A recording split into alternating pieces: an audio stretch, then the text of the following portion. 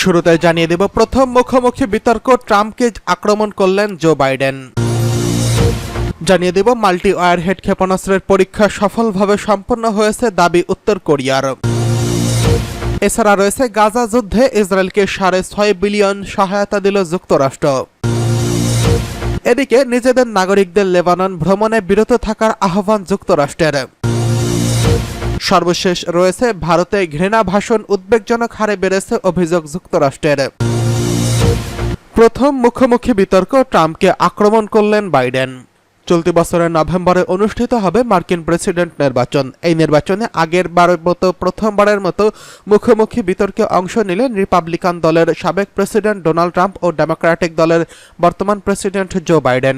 স্থানীয় সময় বৃহস্পতিবার এই বিতর্ক অনুষ্ঠিত হয়। বিতর্কের আয়োজন করে CNN ও ABC।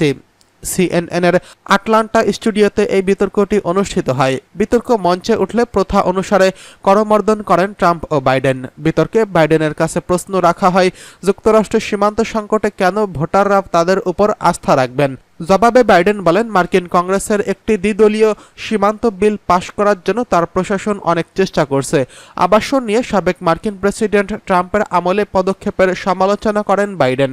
তিনি বলেন, ট্রাম্পের আমলে এমন একটি পরিস্থিতি দেখা যায় যেখানে তিনি অভিবাসন প্রত্যাশী মায়েদের কাছ থেকে তাদের শিশুদের নিয়ে যাচ্ছিলেন, তাদের আলাদা করছিলেন, শিশুদের খাঁচায় রাখছিলেন, পরিবারগুলোকে পৃথকীকরণ নিশ্চিত করেছিলেন। এটি সঠিক উপায় নয়। এদিকে মাল্টি ওয়ারহেড ক্ষেপণাস্ত্রের পরীক্ষা সফল হয়েছে দাবি উত্তর কোরিয়ার।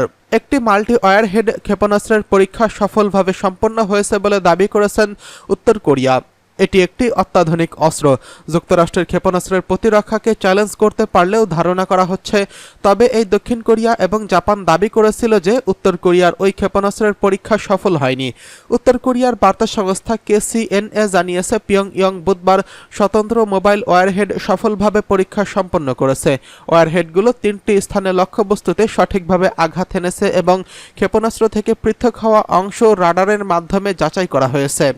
এক বিবৃতিতে বলা হয়েছে, MIRV সক্ষমতাকে সুরক্ষিত রাখার উদ্দেশ্যে এই ক্ষেপণাস্ত্রের পরীক্ষা চালানো হয়েছে। দেশের সামরিক খাতকে আরও উন্নত করতে চায় সর্বোচ্চ নেতা কিম জং উন। সেই কারণেই নিজেদের অস্ত্র ভান্ডার আরও সমৃদ্ধ করছে উত্তর কোরিয়া।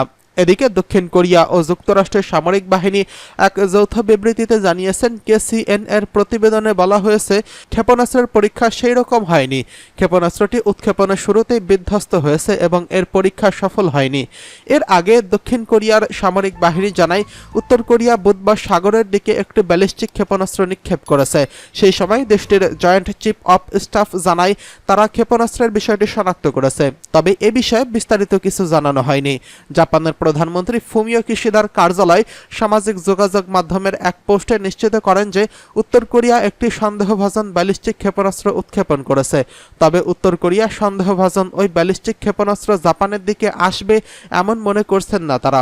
এটি জাপান সাগর নামে পরিচিত পূর্ব সাগরের দিকে উৎক্ষেপণ করা হয়েছে। এর আগে গত এপ্রিলে দক্ষিণ কোরিয়ার পূর্ব উপকূলে ব্যালিস্টিক ক্ষেপণাস্ত্র উৎক্ষেপণ করেছে উত্তর কোরিয়া। সোমবার দক্ষিণ কোরিয়ার সামরিক বাহিনী এই তথ্য নিশ্চিত করেছেন। দক্ষিণ কোরিয়ার জয়েন্ট চিফ অফ স্টাফ জানিয়েছে, পূর্ব সাগর থেকে একটি ক্ষেপণাস্ত্র উৎক্ষেপণ করেছে উত্তর কোরিয়া। গত মার্চেও একটি ব্যালিস্টিক ক্ষেপণাস্ত্র উৎক্ষেপণ করে উত্তর কোরিয়া। সেই সময় মার্কিন জয়েন্ট চিফ অফ স্টাফ জানায়, উত্তর কোরিয়া পূর্ব সাগরের দিকে একটি ব্যালিস্টিক ক্ষেপণাস্ত্র নিক্ষেপ করেছে। জাপানের উপকূল রক্ষী বাহিনীও উত্তর কোরিয়ার ক্ষেপণাস্ত্র উৎক্ষেপণের বিষয়টি নিশ্চিত করেছিল। উত্তর কোরিয়ার উপর জাতিসংঘের বর্তমান নিষেধাজ্ঞার অধীনে ব্যালিস্টিক ক্ষেপণাস্ত্রের উপর নিষেধাজ্ঞা থাকলেও দেশটি বারবার ব্যালিস্টিক ক্ষেপণাস্ত্রের পরীক্ষা চালিয়ে যাচ্ছে। সাম্প্রতিক সময় উত্তর কোরিয়া থেকে আবর্জনা ভর্তি শত শত বেলুন দক্ষিণ কোরিয়ায় পাঠানো হয়েছে। এই নিয়ে দু দেশের মধ্যে উত্তেজনা বিরাজ করছে। এমন অস্থিরতার মধ্যেই নতুন করে ক্ষেপণাস্ত্র সফলভাবে উৎক্ষেপণের কথা জানাল পিয়ংইয়ং। এদিকে গাজা যুদ্ধে ইসরায়েলকে $6.5 বিলিয়ন সহায়তা দিল যুক্তরাষ্ট্র। গাজা যুদ্ধে ইসরায়েলকে $6.5 বিলিয়ন সহায়তা দিয়েছে মার্কিন যুক্তরাষ্ট্র। মার্কিন গণমাধ্যম ওয়াশিংটন পোস্টের এক প্রতিবেদনে এই তথ্য জানানো হয়েছে। প্রতিবেদনে বলা হয়েছে, ইসরায়েল গত 7 অক্টোবর থেকে এই পর্যন্ত মার্কিন যুক্তরাষ্ট্র থেকে $6.5 বিলিয়ন নিরাপত্তা সহযোগিতা পেয়েছে। এর প্রায় অর্ধেক সহায়তা গাজায় ইসরায়েল হামাস যুদ্ধ শুরুর ৭ মাস পরে ২০২৪ সালের মে মাস পর্যন্ত স্থায়ী হয়েছিল। মার্কিন প্রশাসনের এক সিনিয়র কর্মকর্তা ওয়াশিংটন পোস্টকে বলেছেন, এই সহযোগিতা প্যাকেজটি একটি বিশাল ও ব্যাপক উদ্যোগ। এই থেকেই অনুমান করা যায় মার্কিন যুক্তরাষ্ট্রের সাথে ইসরায়েলের সম্পর্ক কতটা গভীর ও জটিল।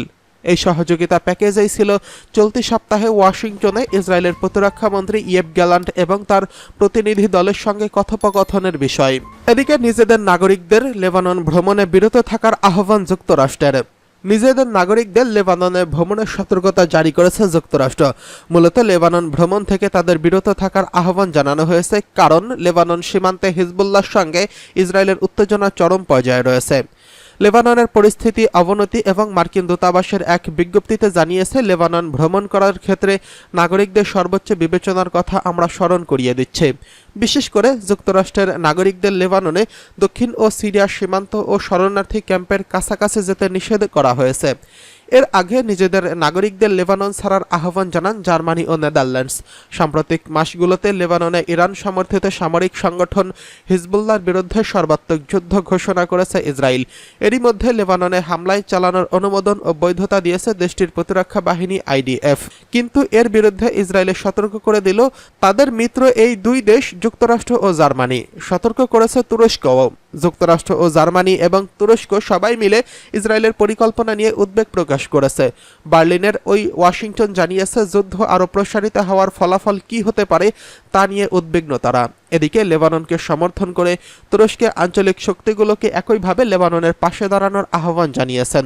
অন্যদিকে জাতিসংঘের মানবাধিকার সংক্রান্ত বিষয়ে সবচেয়ে জ্যেষ্ঠ কর্মকর্তা মার্টিন গ্রেভস বলেছেন, যুদ্ধের পরিধি বিস্তৃত ও তীব্রতা বাড়লে তার ফল মারাত্মক হবে। আমি এটাকে ফ্ল্যাশ পয়েন্ট হিসেবে দেখছি। ভারতে ঘৃণা ভাষণ উদ্বেগজনকভাবে বেড়েছে অভিযোগ যুক্তরাষ্ট্রের। ঘৃণা ভাষণ উদ্বেগজনকভাবে বেড়েছে বলে অভিযোগ করেছেন মার্কিন যুক্তরাষ্ট্র। বুধবার আমেরিকার পররাষ্ট্রমন্ত্রী অ্যান্টনি ব্লিংকেন বিশ্বে ধর্মীয় স্বাধীনতা সংক্রান্ত একটি রিপোর্ট প্রকাশ করেন।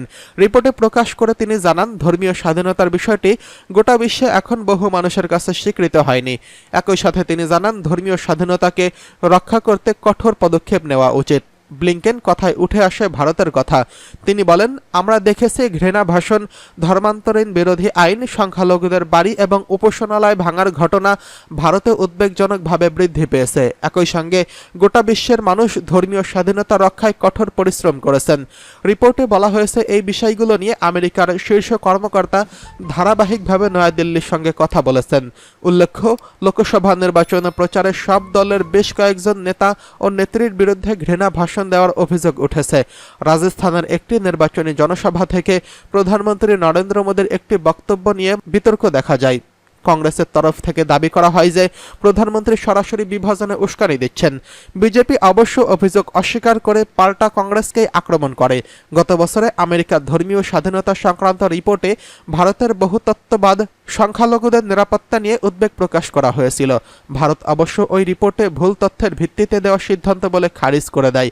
ভারতের পররাষ্ট্র মন্ত্রণালয়ের তরফে জানানো হয়, উদ্দেশ্য প্রণোদিতভাবে পক্ষপাতমূলক রিপোর্ট তৈরি করেছেন আমেরিকার কোনো কর্মকর্তা। রাজনৈতিক বিশ্লেষকদের একাংশ অবশ্য মনে করছেন, ভারতের সাথে আমেরিকার মজবুত সম্পর্ক দারুণ থাকার বিষয়ে বিতর্কের পানি খুব বেশি দূর গড়াক, তা চায় না দুপক্ষের কেউই।